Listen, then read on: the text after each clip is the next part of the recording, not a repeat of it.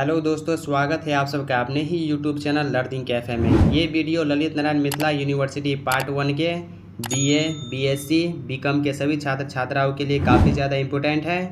आज के वीडियो में हिंदी 50 मार्क्स के कुछ इम्पोर्टेंट ऑब्जेक्टिव क्वेश्चन बताने वाला हूँ, जो आने वाले एग्ज़ाम के लिए काफ़ी ज़्यादा इम्पोर्टेंट है।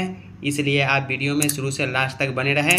चैनल पर पहली बार है तो सब्सक्राइब करने के साथ साथ नोटिफिकेशन बेल को दबा के ऑल पे क्लिक कीजिए, ताकि आने वाले वीडियो का नोटिफिकेशन सबसे पहले आप तक पहुंचे। तो चलिए क्वेश्चन की तरफ बढ़ते हैं। हमारा पहला क्वेश्चन है, धरती पर बड़ी दीन है नारी कथन है। ये कथन किसका है? कुंती का। ऑप्शन सी राइट आंसर हो जाएगा, कुंती का कथन है। नेक्स्ट क्वेश्चन, नहीं फूलते कुसुम मात्र राजाओं के उपवन में का भाव अर्थ है। तो इसका भाव अर्थ है प्रतिभावान कहीं उत्पन्न हो सकते हैं। ऑप्शन बी राइट आंसर हो जाएगा, प्रतिभावान कहीं भी उत्पन्न हो सकते हैं। क्वेश्चन नंबर तीसरा देखिए, कर्ण से कवच कुंडन किसने मांग लिया? इंद्र ने। कर्ण से कवच कुंडन इंद्र ने मांग लिया। परशुराम ने कर्ण को शाप क्यों दिया? जाति छिपाने के लिए। परशुराम ने कर्ण को शाप जो दिया था, जाति छिपाने के लिए दिया था। क्वेश्चन नंबर 5, टिप्पण की विशेषता है। टिप्पण की विशेषता संक्षिप्तता है, सरलता भी है, शिष्ट भाषा है। तो ऑप्शन डी राइट आंसर हो जाएगा, उपरोक्त सभी। दिनकर जी कैसे कवि के रूप में ख्यात हैं? राष्ट्र कवि के रूप में। दिनकर जी का जन्म कब हुआ था? 1908 ईस्वी में। दिनकर जी का निधन कब हो गया? 1974 ईस्वी में। दिनकर जी की प्रारंभिक शिक्षा कहाँ हुई थी? गांव की पाठशाला में। दिनकर जी की उच्च विद्यालय शिक्षा कहाँ हुई? मोकामा में। दिनकर जी की महाविद्यालयी शिक्षा कहाँ हुई? पटना में। दिनकर जी ने बीए ऑनर्स किस विषय में किया? इतिहास से। दिनकर जी ने बीए ऑनर्स इतिहास से किया। Next question, Dinkar ji BA करने के पश्चात प्रधान अध्यापक के रूप में कहाँ नियुक्त हुए? बरबीघा हाई स्कूल में। दिनकर जी सब रजिस्ट्रार के रूप में कब नियुक्त हुए? 1934 ईस्वी में। दिनकर जी सब रजिस्ट्रार के रूप में कब तक कार्यरत रहे? 1943 ईस्वी तक। 1934 से 1943 ईस्वी तक। दिनकर जी हिंदी विभाग अध्यक्ष के रूप में कहाँ नियुक्त हुए? लंगट सिंह कॉलेज में। राज्यसभा के सदस्य के रूप में दिनकर कब मनोनीत हुए? 1952 ईस्वी में। अगला क्वेश्चन, पद्म भूषण की सम्मानोपाधि दिनकर जी को कब प्राप्त हुई? 1959 ईस्वी में। भागलपुर विश्वविद्यालय के उप कुलपति दिनकर जी कब हुए? 1963 से 65 ईस्वी में। दिनकर की काव्य यात्रा शुरू हुई छायावाद और प्रगतिवाद दोनों के संधिकालीन के रूप में। दिनकर जी की कविताओं में विद्यमान हैं। दिनकर जी की कविताओं में छायावादी कोमलता, छायावादी स्वच्छंदता, प्रगतिवाद का कठोर विद्रोह, ये सभी हैं। तो ऑप्शन डी हो जाएगा, इनमें सभी। नेक्स्ट क्वेश्चन, दिनकर जी की प्रारंभिक कविताएं किस पत्रिका में छपती थी? छात्र सहोदर में। दिनकर जी की प्रथम काव्य कृति है विजय संदेश। प्राणभंग प्रकाशित हुआ जब दिनकर जी मैट्रिक कर चुके थे। दिनकर जी की सर्वाधिक प्रसिद्ध काव्य कृति है कुरुक्षेत्र। प्राणभंग काव्य प्रकाशित हुआ, कब प्रकाशित हुआ? 1929 ईस्वी में। क्वेश्चन नंबर 27, रेणुका काव्य का प्रकाशन हुआ 1935 ईस्वी में। दिनकर जी के प्रारंभिक गीतों का पुस्तक रूप में प्रकाशन हुआ, कब हुआ? 1928 ईस्वी में। दिनकर जी का कुरुक्षेत्र प्रबंध काव्य का प्रकाशन कब हुआ? 1946 ईस्वी में। कामाध्यात्मक सृजन प्रयास दिनकर जी की किस कृति के द्वारा हुआ है? उर्वशी के द्वारा। दिनकर जी रचित रश्मिरथी है खंड काव्य। रश्मिरथी एक खंड काव्य है। रश्मिरथी काव्य का नायक कौन है? कर्ण। रश्मिरथी में कर्ण का चरित्रोद्घाटन हुआ है। आधुनिक संदर्भ में रश्मिरथी काव्य के नामकरण का आधार है कर्ण का तेजपूर्ण चरित्र। रश्मिरथी काव्य में दिनकर जी का उद्देश्य रहा है? अन्याय का स्वरूप विवेचना। रश्मिरथी काव्य में कर्ण प्रस्तुत हुआ है स्वनिर्मित व्यक्ति के रूप में। क्वेश्चन नंबर 37, रश्मिरथी काव्य में कितने सर्गों की योजना हुई है? 7 सर्गों की। रश्मिरथी काव्य की कथा का आरंभ कहाँ से हुआ है? युद्ध कौशल हेतु रंगभूमि में गौरव पांडव की उपस्थिति से। रश्मिरथी काव्य में श्री कृष्ण का चरित्र उद्घाटित हुआ है। अलौकिक रूप में कर्ण और परशुराम का संवाद रश्मिरथी काव्य के किस सर्ग में हुआ है? द्वितीय सर्ग में। नेक्स्ट क्वेश्चन, रश्मिरथी काव्य के पंचम सर्ग में किन दो के मध्य संवाद हुआ है? कर्ण और कुंती के मध्य। रश्मिरथी काव्य की कथा का अंत किनके मध्य हुए संवाद से होता है? युधिष्ठिर और कर्ण के संवाद से। रश्मिरथी क्या है? रश्मिरथी एक काव्य है। रामधारी सिंह दिनकर किस काव्यधारा के अंतर्गत मान्य हैं? छायावाद और प्रगतिवाद के बीच के। रामधारी सिंह दिनकर ने BA ऑनर्स कब किया? सन 1932 ईस्वी में। क्वेश्चन नंबर 46, कुरुक्षेत्र दिनकर जी का क्या है? काव्य। कुरुक्षेत्र दिनकर जी का काव्य है। हुंकार क्या है? हुंकार एक काव्य है। बापू दिनकर जी का क्या है? काव्य है। उर्वशी दिनकर जी का क्या है? ये भी काव्य है। परशुराम की प्रतीक्षा क्या है? काव्य है।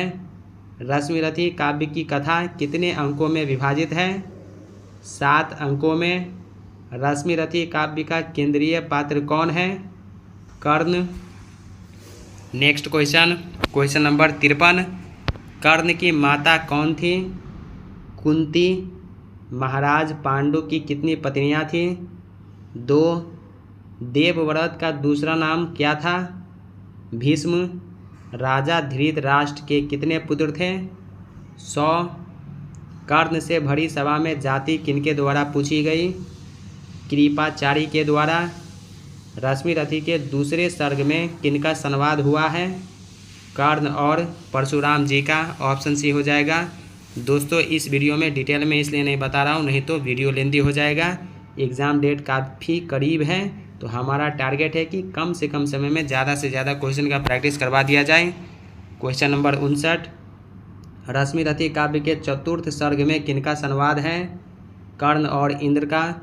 कर्ण और कुंती का संवाद रश्मिरथी के किस सर्ग में हुआ है? पंचम सर्ग में। घटोत्कच वध की कथा रश्मिरथी के किस सर्ग में आई है? षष्ठम में। एकहनी का प्रयोग किसके द्वारा किया जाता है? कर्ण द्वारा। कर्ण की मृत्यु रश्मिरथी के किस सर्ग में होती है? सप्तम सर्ग में। रश्मिरथी शब्द किसके लिए प्रयुक्त हुआ है? कर्ण के लिए। ऑप्शन ए हो जाएगा, कर्ण के लिए। दोस्तों, अगर आप चैनल पर पहली बार है तो सब्सक्राइब करने के साथ साथ नोटिफिकेशन बेल को दबा के ऑल पे क्लिक कीजिए, ताकि आने वाली वीडियो का नोटिफिकेशन सबसे पहले आप तक पहुँचे। क्वेश्चन नंबर 65, दिनकर किस कालखंड के कवि हैं? आधुनिक काल के।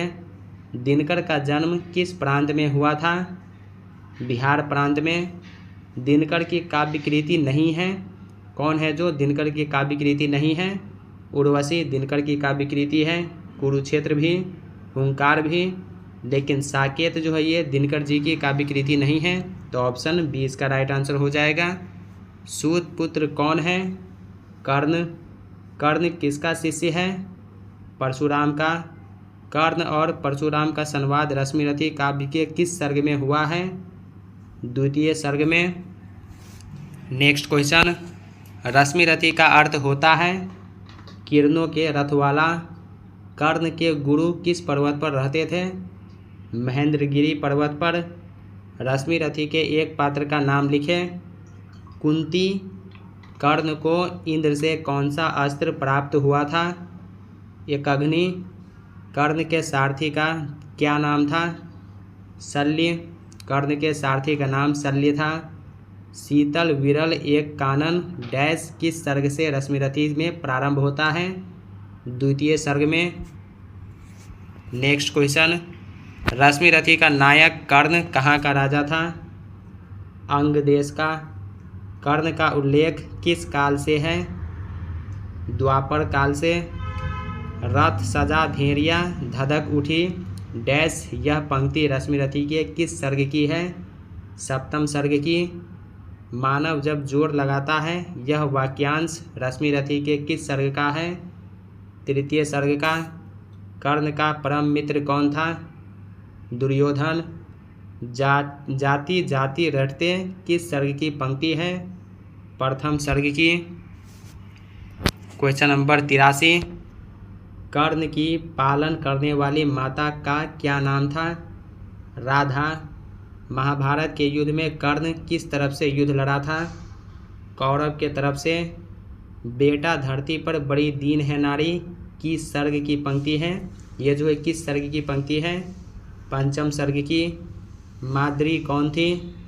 शल्य की बहन। माद्री शल्य की बहन थी। शल्य किसके मामा थे? नकुल और सहदेव के। कर्ण कृष्ण संवाद रश्मिरथी के किस सर्ग में है? तृतीय सर्ग में। कर्ण को पांडव की तरफ से युद्ध करने के लिए किसने आमंत्रित किया? कृष्ण। कर्ण ने इंद्र की दी हुई शक्ति का प्रयोग किस पर किया? घटोत्कच पर। कर्ण ने इंद्र की दी हुई शक्ति किसके लिए बचा रखी थी? अर्जुन के लिए। ये 4 फूल हैं डैश किनके संदर्भ में है? युधिष्ठिर, भीम, नकुल और सहदेव के संदर्भ में है। घटोत्कच की माँ का क्या नाम था? हिडिंबा। ऑप्शन ए हो जाएगा हिडिंबा। क्वेश्चन नंबर 94, कर्ण की मृत्यु का कारण था? साप। नेक्स्ट क्वेश्चन, दानवीर किसे कहा गया है? कर्ण को। कर्ण के पिता का क्या नाम था? अधिरथ। कर्ण किस देवता के अंश से था? सूर्य से। रश्मिरथी किस ग्रंथ का उपजीव्य ग्रंथ है? महाभारत का। वह कौन सा वीर था जिसकी मृत्यु पर पांडव रोए थे और कृष्ण हंसे थे? घटोत्कच। तू नहीं सूत का पुत्र राजवंशी है। रश्मिरथी में यह कथन किसका है? कुंती का। परशुराम ने कर्ण को क्यों शाप दिया था? झूठ के लिए। क्वेश्चन नंबर 102, महाभारत में विजय किसकी हुई? धर्म की। दुर्योधन ने कर्ण को किस देश का राजा बनाया? अंग देश का। माद्री कौन थी? माद्री पांडु की पत्नी थी। नकुल की माँ भी थी। सहदेव की माँ थी। तो ऑप्शन डी हो जाएगा इनमें सभी। पांडवों को कितने वर्षों का वनवास मिला? 12 वर्षों का। कृष्ण अपना विराट रूप किस सर्ग में दिखाते हैं? तृतीय सर्ग में। रश्मिरथी का अर्थ है? रश्मिरथी का अर्थ ऑप्शन डी हो जाएगा इनमें कोई नहीं। दान जगत का प्रकृत धर्म है। मनुज व्यर्थ डरता है पंक्ति है। चतुर्थ सर्ग की पंक्ति है। विभाव सूर्य की जयगान गाओ पंक्ति है। सप्तम सर्ग की। भगवान कृष्ण को बंदी बनाने का प्रयास कौन करता है? दुर्योधन। रामधारी सिंह दिनकर का जन्म स्थान है? तो रामधारी सिंह दिनकर का जन्म स्थान सिमरिया है। ऑप्शन ए हो जाएगा सिमरिया। तो दोस्तों आज की वीडियो में 111 क्वेश्चन तक रहने देता हूं। इसके आगे जो क्वेश्चन सब रह गया वो नेक्स्ट वीडियो में प्रैक्टिस करवा दिया जाएगा।